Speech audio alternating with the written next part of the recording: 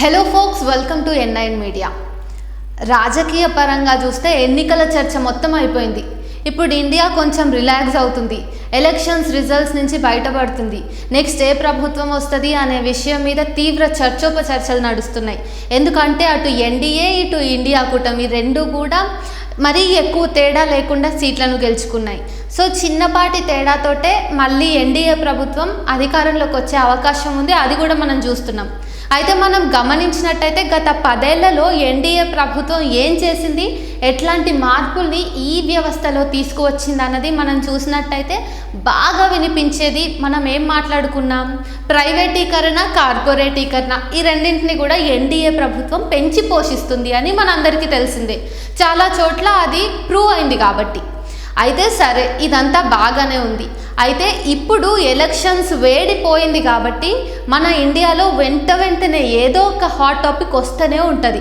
So కొద్ది రోజుల తర్వాత మళ్ళీ ఏం జరగనుంది, అనంత్ అంబానీ, రాధికా మర్చెంట్ వాళ్ళ పెళ్ళి యొక్క ప్రీ వెడ్డింగ్ యొక్క సెకండ్ ప్రోగ్రామ్ జరగబోతుంది. సో మళ్ళీ మనం అంతా కూడా వాళ్ళ మీద పడేడుస్తాం, వాళ్ళ గురించి చర్చించుకుంటాం. అయితే నిజంగా ఇది అంత అవసరమా? ఇప్పుడు మనం చర్చించాల్సిన అంశాలు ఇంకేమైనా ఉన్నాయా? ఇది ఒకసారి గుర్తు చేసుకుంటే ఖచ్చితంగా ఇమ్మీడియట్గా వెంటనే ఎలక్షన్స్ అనే ఒక ఊపు నుంచి మనం బయటపడి మాట్లాడుకోవాల్సిన అంశం ఇంకొకటి ఉంది. అది భారతదేశపు వ్యవస్థకు, భవిష్యత్తుకు, భారత పౌరుల యొక్క భవిష్యత్తుకు అత్యంత కీలకమైన అంశం. అదే విద్యా వ్యవస్థ గురించి. మనందరికీ తెలుసు మిత్రులారా, భారతీయ విద్యా వ్యవస్థ గత కొన్ని సంవత్సరాలుగా చిన్నాభిన్నం అవుతుంది, అస్తవ్యస్తం అవుతుంది. మనం చూసుకున్నట్టయితే గత 30 సంవత్సరాల నుంచి మనం పోల్చుకుంటూ వస్తే భారతీయ విద్యా వ్యవస్థలో ఇండియన్ ఎడ్యుకేషనల్ సిస్టమ్ మొత్తం కూడా ప్రైవేటీకరణకు, కార్పొరేటీకరణకు గురవటం మనం గమనిస్తూనే ఉన్నాం. మనం విట్నెస్ చేశాము.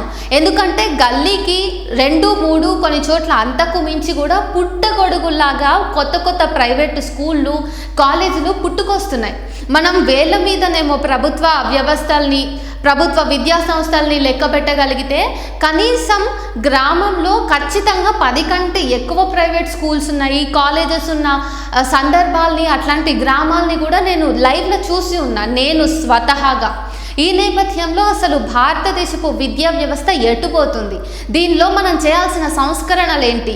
ఎట్లాంటి సంస్కరణలు చేస్తే మళ్ళీ మన భారతదేశంలోని యువత యొక్క భవిష్యత్తును మనం పదిలపరుచుకుంటాం అనే విషయాలన్నీ కూడా మనం మాట్లాడుకోవాల్సిన అవసరం ఉంది.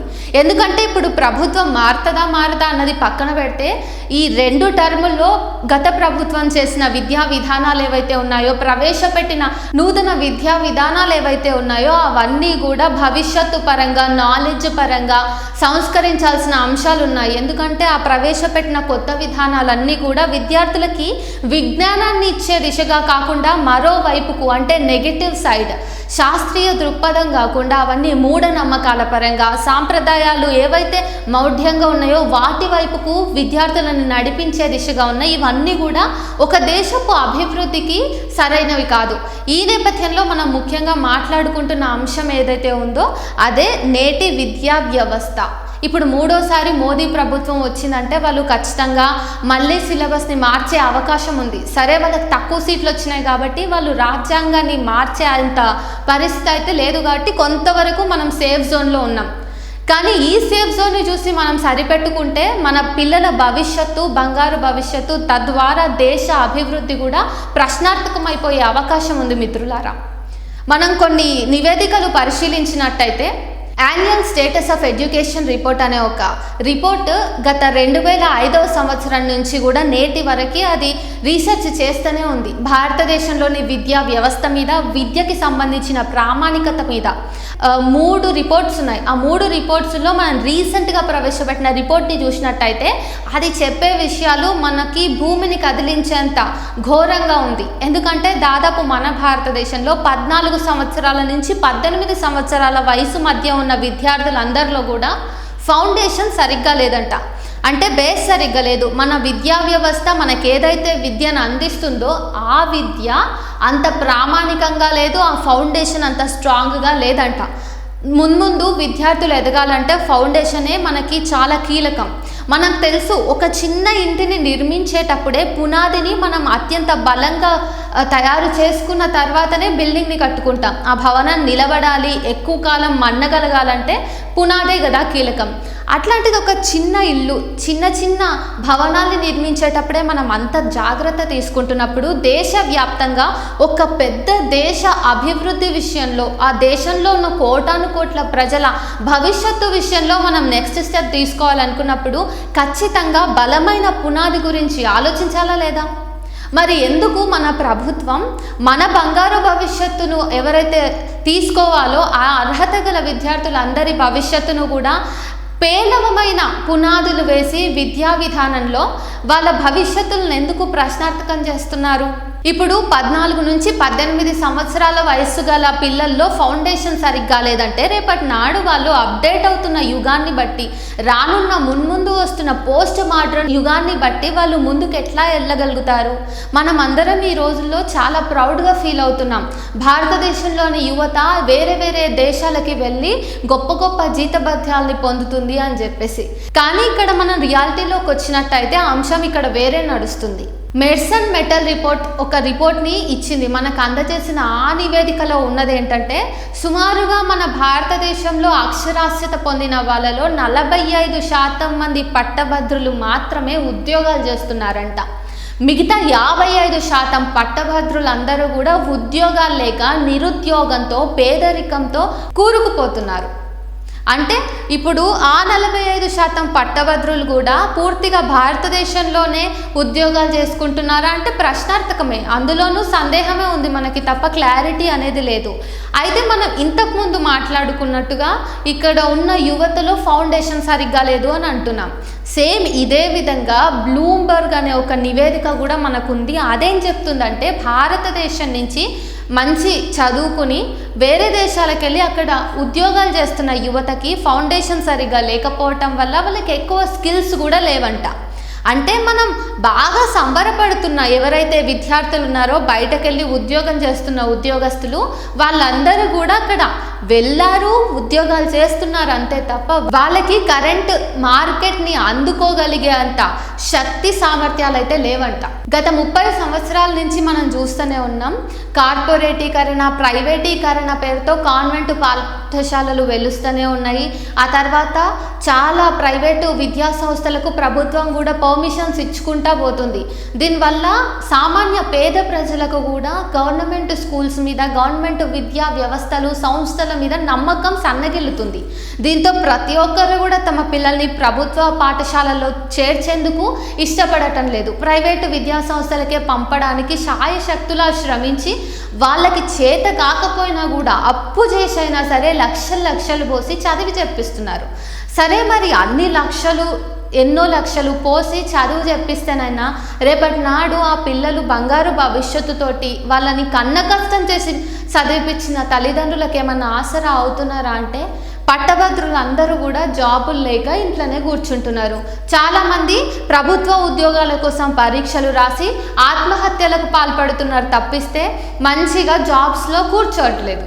నిరుద్యోగ వ్యవస్థ గురించి మాట్లాడుకున్నట్టయితే, మరి నిరుద్యోగం ఎందుకు ఇంత పేటరేగిపోతుంది భారత్లో అంటే, పరీక్షలు పెట్టినా కానీ ఎవరైతే చదువుకుంటున్నారో వాళ్ళందరూ కూడా గెలిచి నెగ్గి వాళ్ళు జాబ్ని సాధించే పరిస్థితి కూడా లేదు. మళ్ళీ దీన్ని మాట్లాడుకోవాలన్నా మనం వెళ్ళాల్సింది ఎక్కడికి? మన విద్యా ప్రామాణికత గురించి. ఎందుకంటే స్టాండర్డ్ ఆఫ్ ఎడ్యుకేషన్ అనేది మన ఇండియన్ ఎడ్యుకేషనల్ సిస్టంలో అంత బాగా లేదు. నామకే వాస్తే వస్తున్నాము, చదువు చెప్తున్నాము, పిల్లలకి ఏదో పరీక్షలు పెడుతున్నాము, పక్కకు జరుగుతున్నాము. అందుకే పేపర్ లీకేజీలు, ఆ తర్వాత మాల్ ప్రాక్టీసింగ్, ఇవన్నిటిని కూడా మనం విట్నెస్ చేస్తున్నాం. మనం డెవలప్ అయిన కొన్ని కంట్రీస్ జాబితాను చూసుకున్నట్టయితే అక్కడ అంతా కూడా ఉచిత విద్య అనేది వాళ్ళు ఇస్తున్నారు విద్యార్థులకు. కనీసం హై స్కూల్ లెవెల్ వరకైనా ఉచితంగా విద్యను వాళ్ళకి ఇచ్చినట్టయితే వాళ్ళు అందరూ సమాన ఉచిత విద్యను పొందుతున్నారు. కాబట్టి దేశం యొక్క బంగారు భవిష్యత్తును నిర్మించడంలో ఆ యువత అందరూ కూడా పాత్రధారులు అవుతున్నారు, సూత్రధారులు అవుతున్నారు.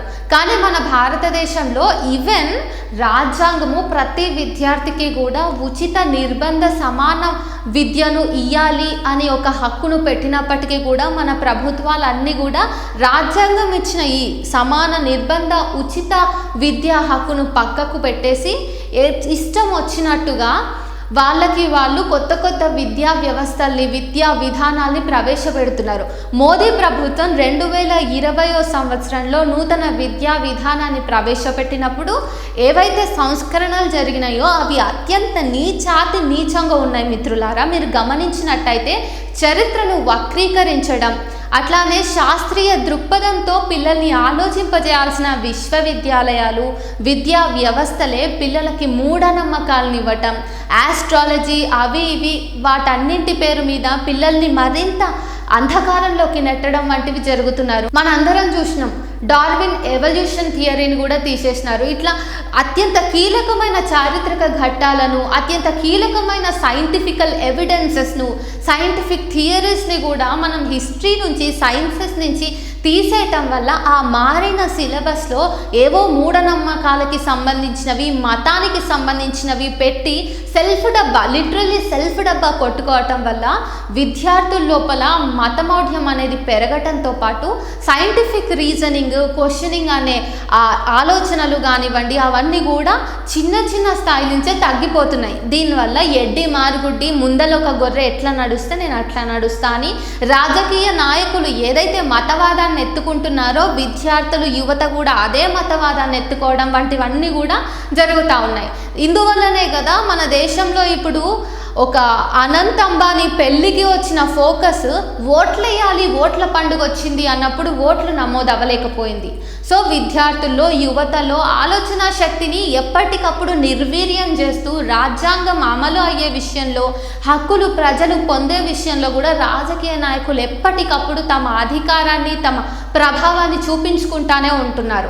గత 10 ఏళ్లుగా మనం చూసుకున్నట్టయితే కూడా ప్రస్తుత ఎన్డీఏ ప్రభుత్వం ఏదైతే ఉందో, మోదీ ప్రభుత్వం ఏదైతే ఉందో వాళ్ళందరూ కూడా మతము కార్పొరేట్ వ్యవస్థ ఈ రెండూ తప్ప ఇంకేమైనా చెప్పారా? అభివృద్ధికి సంబంధించి ఏమైనా కీలకమైన స్పష్టతను ఇచ్చారా? మనకి లేదు. ఎక్కడ ప్రచారం చేసినా జై శ్రీరామ్ నినాదాలు, ఆ తర్వాత అస్సలు పుక్కిటి పురాణాలు లాంటి విషయాలు చెప్పడం తప్పిస్తే మేము విద్యార్థులకు ఇచ్చేస్తాము, విద్యార్థులకి భవిష్యత్తుని ఇవ్వడానికి కొత్త కాలేజీలని పెడతాము, కొత్త విద్యా విధానాన్ని మళ్ళీ అమలు చేసి ఏవైతే థియరీలు తీసేసామో వాటన్నింటినీ కూడా మళ్ళీ పెడతాము, విద్యార్థులకి నాణ్యమైన విద్యను అందిస్తాము అనే మాట ఎక్కడ కూడా చెప్పలేదు. దీని అంతా వల్ల అక్కడ గద్దె మీద ఉన్న ఒకటి ఆలోచన విధానం, అతను ఏదైతే నమ్ముతాడో వాళ్ళ సిద్ధాంతం మాత్రమే దేశవ్యాప్తంగా ఉన్న విద్యార్థులందరి మీద రుద్దబడి ఇక్కడ ఒరిజినల్గా ఉన్న లోకల్ నేటివ్ ఐడియాలజీ, నేటివ్ సాంప్రదాయాలు, సంస్కృతి, అసలైన చరిత్ర, చదవదగ్గ సైన్స్ వీటన్నింటికి కూడా మనము మన విద్యార్థులు దూరం అవుతున్నాము. దీనివల్ల మన భారతదేశం మొత్తం ఎట్లా అయిపోతుంది? మౌఢ్యంగా తయారవుతుంది. క్వశ్చన్ చేసే పరిస్థితి లేకుండా చేస్తుంది. ప్రభుత్వాలు ఓటు హక్కు లేని చిన్న చిన్న పిల్లల దగ్గర నుంచి కూడా, అంటే విద్యార్థి దశ నుంచి కూడా వాళ్ళ సిద్ధాంతాల్ని రుద్దుతూ విద్యార్థులందరినీ కూడా పూర్తిగా తమ వైపుకి ప్రభావితం చేసుకుంటున్నాయి. ఇది మన భారతదేశపు రేపటి భవిష్యత్తుకు ఎంత దుర్మార్గమైన పరిస్థితి అన్నది మనకి ముందు అర్థమవుతుంది. అయితే ఇప్పుడిప్పుడే రైతులు కానివ్వండి, ఎవరైతే ప్రశ్నిస్తున్న బుద్ధిజీవులు ఉన్నారో, మేధావులు ఉన్నారో వాళ్ళందరూ కూడా సంఘటితమై ప్రభుత్వాల్ని ప్రశ్నిస్తున్నారు. కాబట్టి కొంచెం అంటే కొంచెమే పరిస్థితులు మన వైపు ఉన్నాయి. లేదంటే నిజంగానే పరిస్థితులు చేజారిపోయే ప్రమాదం ఉంది. దయచేసి విద్యా విధానంలో వస్తున్న మార్పులని మనందరం కూడా ప్రశ్నిస్తూ మన పిల్లలకి నాణ్యమైన విద్యను, ప్రామాణికమైన విద్యను అందించేలాగా ప్రశ్నించాలని కోరుకుంటున్నాను.